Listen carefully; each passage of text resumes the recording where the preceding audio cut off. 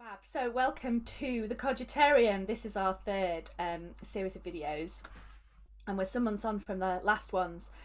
So, let's just say hello to begin with. So, I'm Bev Holden from the Clear Thinking Partnership, and I am surrounded by three of my colleagues. So, tell us who you are. Morning, everybody. My name's John Bartlett. Morning, I'm Pete Bryceland. I am Sarah Rudder. And it already feels like University Challenge. But anyway, everyone's heard our voices now, which is important. So, the first topic that we're going to cogitate about today is abundance. But let's start with a round of appreciation and thinking about abundance. What are we most grateful for at the moment? What do we really appreciate? Let's start anywhere and go in alphabetical order. What are you most appreciative of at the moment? I'll start. So for me, I think I'm most appreciative for not being in lockdown. It's happening all around me, above, below, across to the east, to the north. So yeah, I think I'm grateful for that, really. So that's me.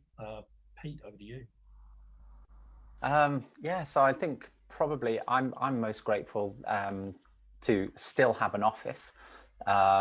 Two of the businesses that were co-occupying my office building have left, although we do have a new florist, which is really nice. So I'm appreciating the abundance of flowers next door. So there you go.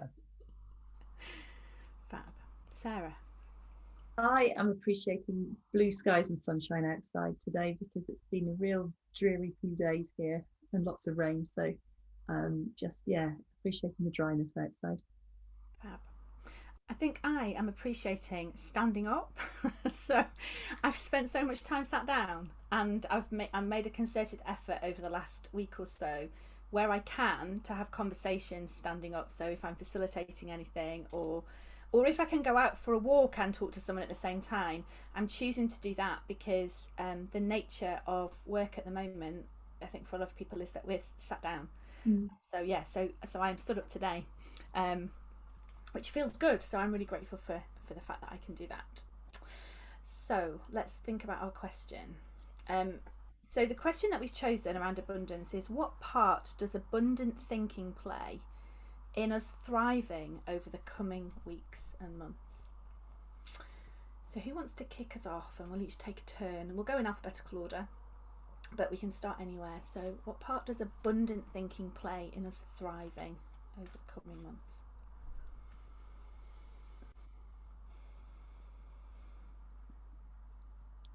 I think, excuse me, I think for me, it's interesting how quickly we've gone away from sort of an abundant mindset. Now, as we start to look at potentially large chunks of the country looking at a second lockdown and the like, or localized lockdowns, already we're seeing people go back to the supermarkets and think toilet roll, pasta. You know, presumably they must surely still have all the pasta and flour in their cupboards from last time.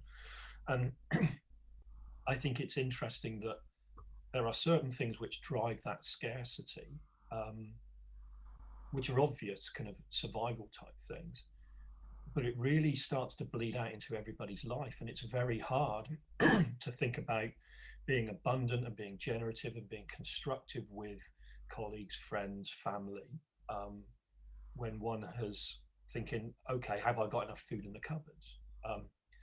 My mother had to have a hip operation and she couldn't wait any longer for the NHS. And so she went private. And it was interesting to me having to spend a fortnight with my mother, sorry, felt like a month. But it was interesting how abundant she felt, because every day she felt a little bit better. Every day she was walking a little bit more smoothly. And so whilst I was thinking, where's work coming from? I'm having to work in a different location. I've got all those normal things. For her, every day was a positive, abundant, generative day. And that really struck me, as we're in the same house going in different directions. So that was just my initial thinking on abundance. So I think that hands to Pete, doesn't it, alphabetically? It does. It does. Yeah, I think I mentioned earlier that I'd watched recently the Social Dilemma, on Netflix, and it was kind of curious to me to see the stark reality of what happens when we get our focus guided. And I think that's what's happening a lot at the moment, is that we're getting our focus guided by the news, we're getting our focus guided by conversations that we have.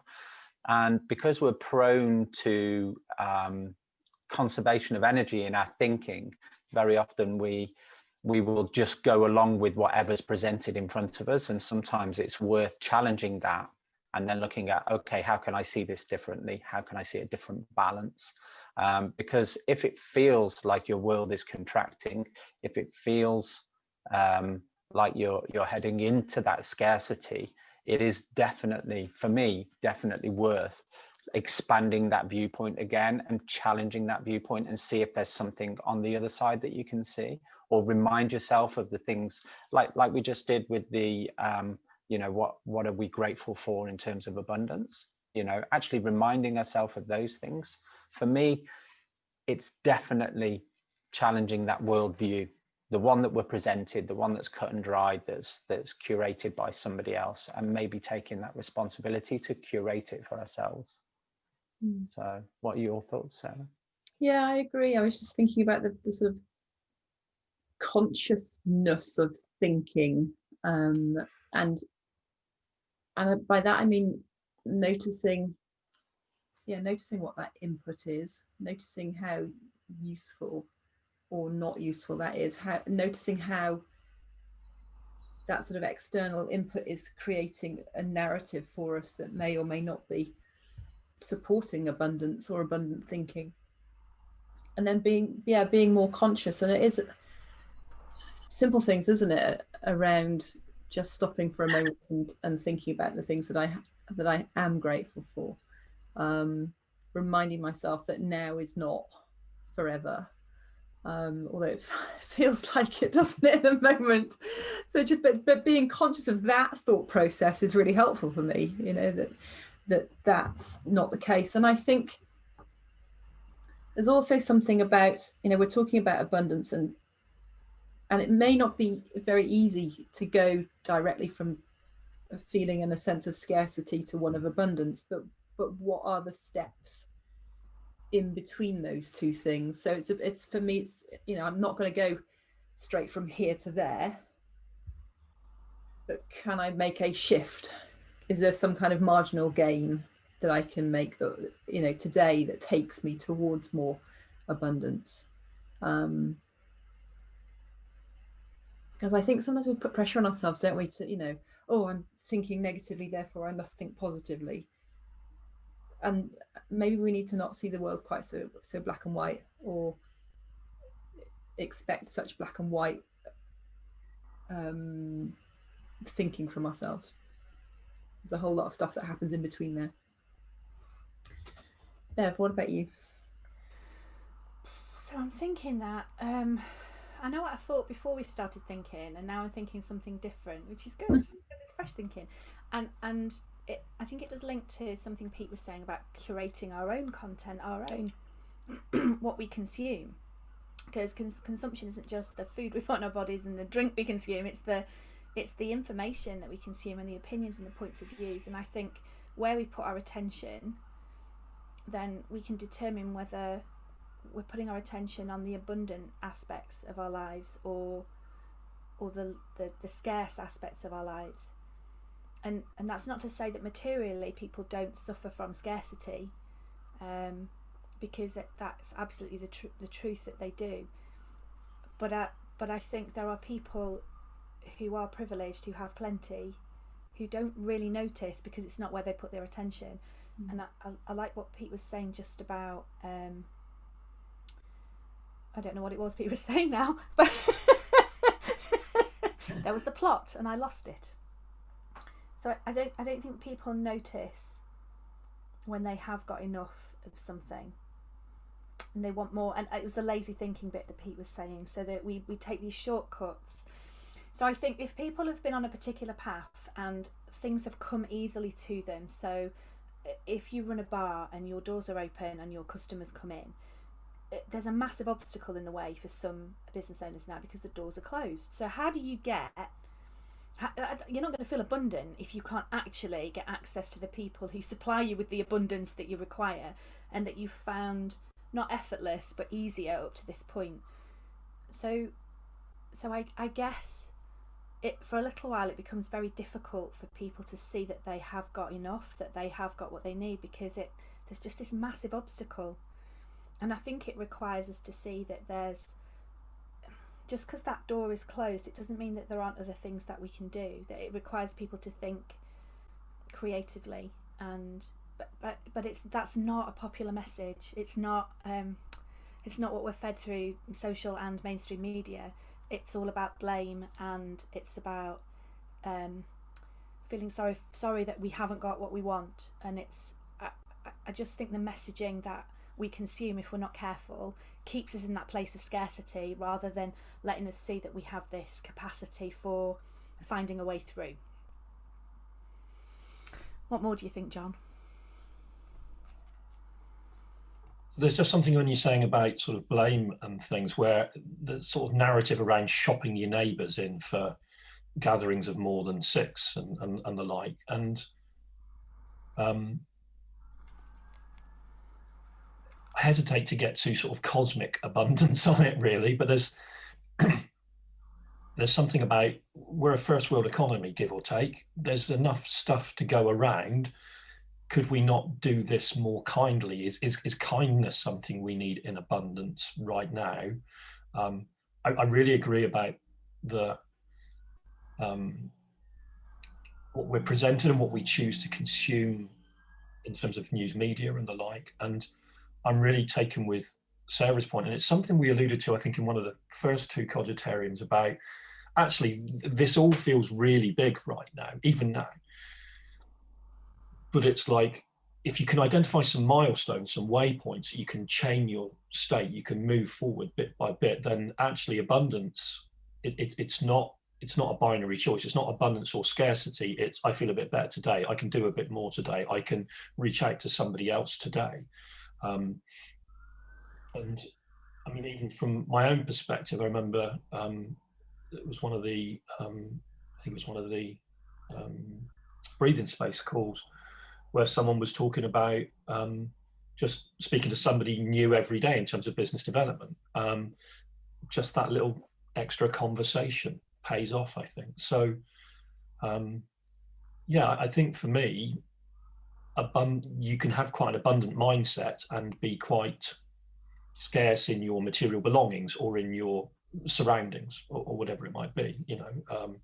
But actually, it's a generative thing. That's my latest thinking on that, I guess.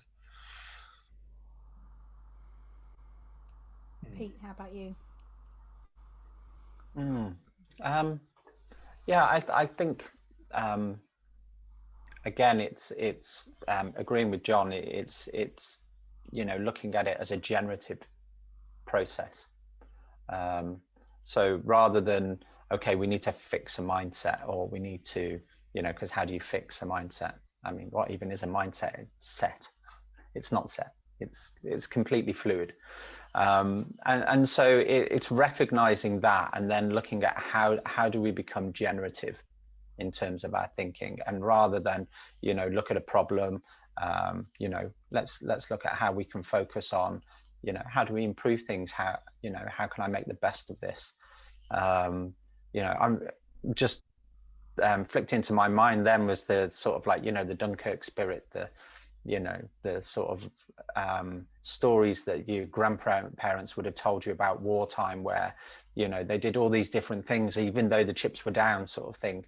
You know, we do have that ability to be generative, and we do have that ability to connect. And I think if we drop back from sort of like the material aspect of it, there is, you know, we do have unlimited abundance in terms of our thinking. We're constantly thinking, and, you know, it doesn't take much to have new, fresh thinking, as was ably demonstrated by yourself a few minutes ago, Bev, when you know, you had something in mind that you were going to talk about, and then there was something fresh that occurred to you.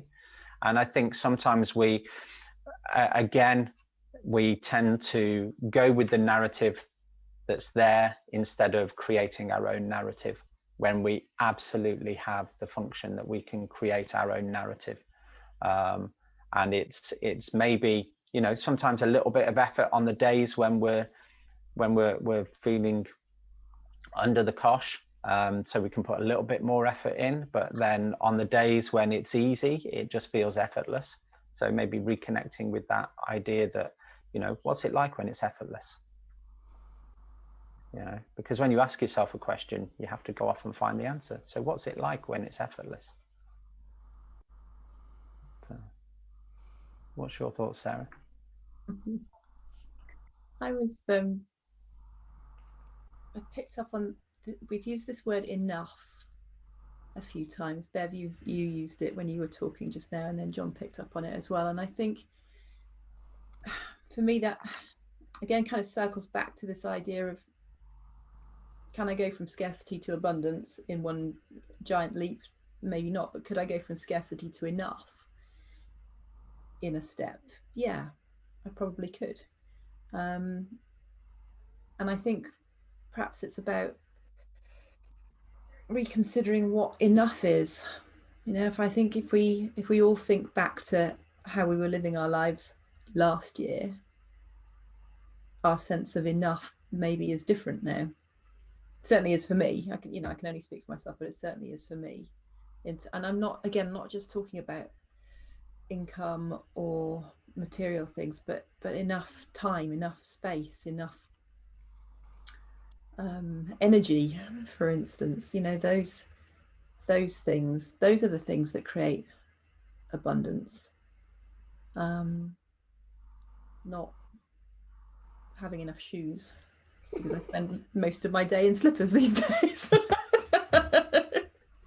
So I think it's that sense of, I wonder how much of our perception of abundance as a society previously was around the things that we did to make ourselves feel okay about all the things that we were doing that weren't making us feel okay.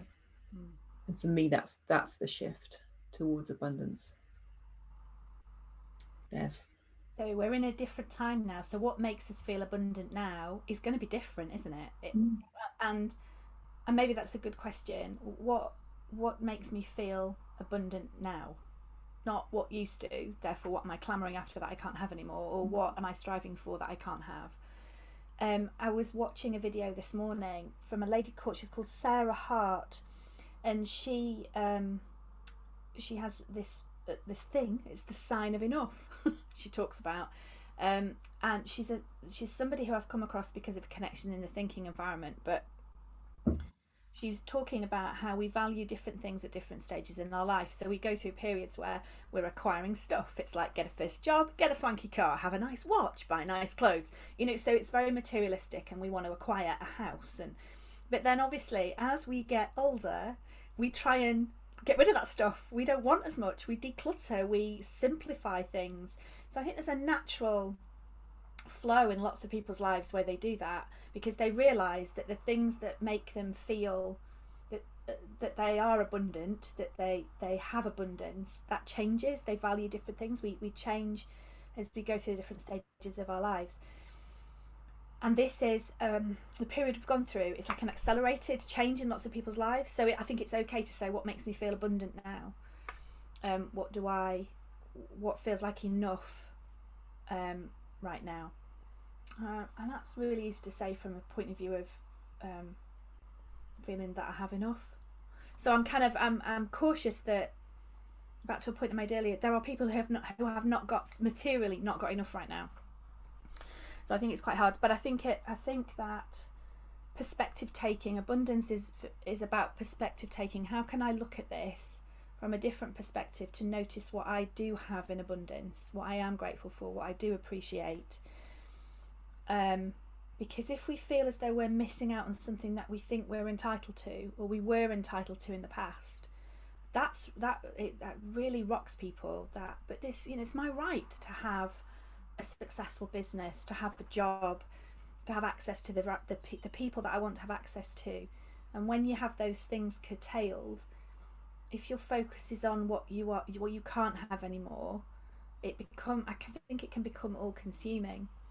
And I read something yesterday as well about awe, and how awe changes the way we perceive time. So if we those you've probably experienced it in those moments where you stood on top of a mountain or in a riverbed or whatever and gone, wow. I get it because I go to the beach and see the sea, and I made Lily stop the other day and go, Lily, just stop what you're doing, because she was digging. She's a child, not a dog, but anyway, she was digging on the beach, and I said, just look at that scene there, because it was absolutely amazing. The tide was on the turn, it was blue sky and clouds, and the waves were little white horses riding in. It was really windy, but it was amazing, golden sand. And it's those moments where everything stops, and I guess it's those moments where that's not a thing. I can't take that home with me, but I can have that experience that makes me feel abundant. It makes me feel that I've got a lot and I can appreciate the life that I have. And I wonder how easy it is for people to access moments like that.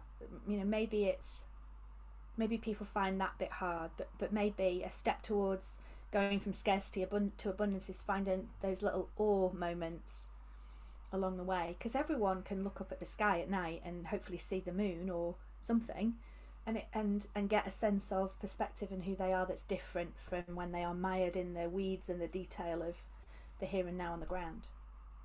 So that occurs to me as well. So John, final round really, in terms of what's your freshest thinking on this question about what part abundant thinking might play in us thriving over the coming weeks and months?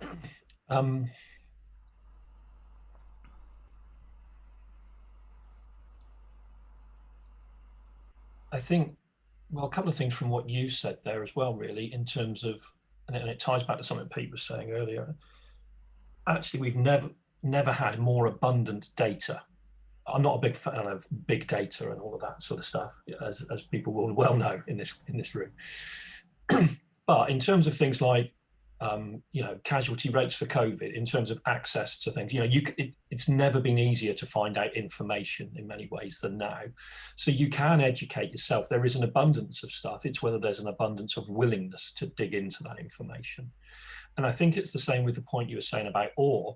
I think I know the article that you might have read. I read something similar myself, that actually just being out in nature transforms people, and whether it be the view or something where it gives you that context. And there's something that the astronauts, more the moon astronauts than the ISS, but they all talk about something called the overview effect, because when you've been up there looking down and seeing the Earth as a system, it feels very different, and how you are when you come back down to Earth changes,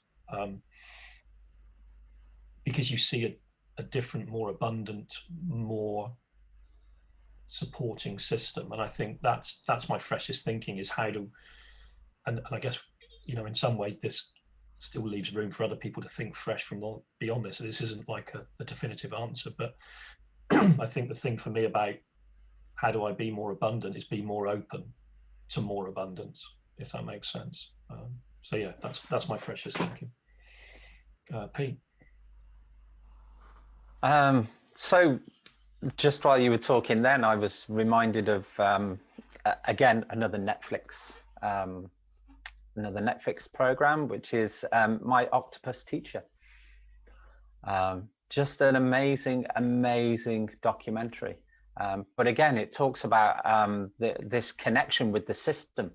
And as you were talking about the astronauts, I was thinking about how this filmmaker had sort of like immersed himself into literally a 200-meter square area of the ocean, and become aware of the system in that, and how everything fed into everything else. And I think sometimes we do that, don't we? We can almost create this isolation, because we talk about lockdowns, and we talk about social distancing, and we talk about isolating ourselves. But actually, even within that isolation, we can look outside, you know, and we can see what's really there as well. You know, I mean, we're coming into sort of like autumn, winter now, so the leaves are changing. I mean, I'm looking out my window now, you're talking about cognitive restoration and things with nature, and I can see the leaves changing color. You know, it's a nice blue sky, a couple of birds, you know, and suddenly feel a lot better, and that's just from a glance out of a window. So I think, you know, it is about redirecting our thinking. It is about reconnecting with, you know, what's out there and what's available to us, and, you know, dropping that focus from, you know, what we're missing out on, because I don't think we're missing out on that much, to be fair. So Sarah, how about you? Yeah, I think just building on that, really, for me, it's about the consciousness of noticing